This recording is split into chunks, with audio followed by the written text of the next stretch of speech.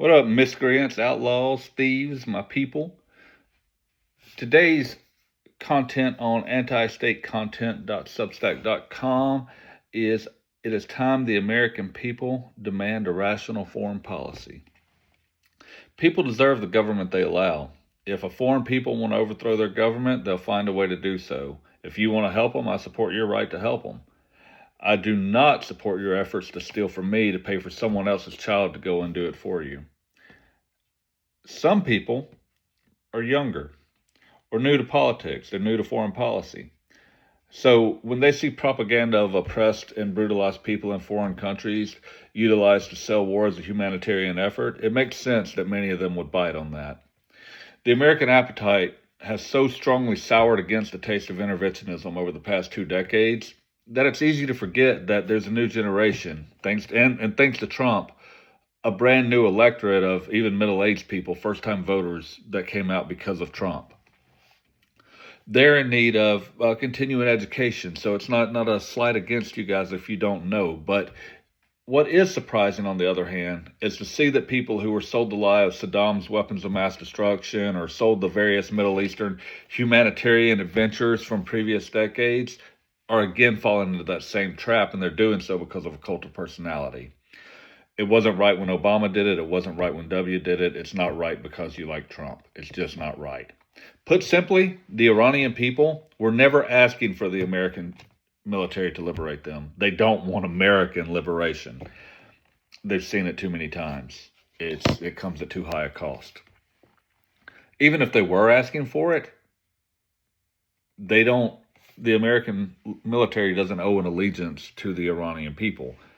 That's not how that works. They were probably a year or less from doing it on their own, though. But instead of that happen, Israel used the American military as a weapon that transferred a volatile situation into an easily predictable chaos. And while the rubble is still smoldering in the desert, Trump turned his attention to Cuba. And oddly, the same Americans are cheering from their keyboards, "Liberate Cuba." Meanwhile, American sanctions prevent other countries like Mexico from selling oil to Cuba. This means constantly roving power outages. Pediatric hospitals, for instance. Pediatric hospitals will suffer from the random losses of electricity, which force staff to immediately use the light from their phones and rush to babies on ventilators and manually pump the ventilators to keep the babies alive. Because there's a lag from the time that the power goes down to the time the generators kick on, and so they have to rush to those ventilators. Now, if your child were in the hospital and a foreign government caused them to die, would you view that government as a liberator? That's exactly what causes the hard feelings around the world that have created, it's called blowback. That's what creates terrorism.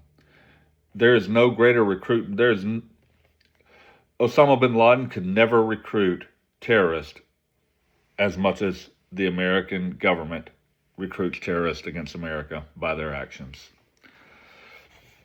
It's beyond time American citizens demand a rational foreign policy and end the adventurism that's destroying us financially and morally. It's beyond time American citizens demand a rational foreign policy and end the adventurism that is destroying us financially and morally. Third time. It is beyond time American citizens demand a rational foreign policy, end the adventurism, it's destroying us financially and morally. People do deserve the government they allow.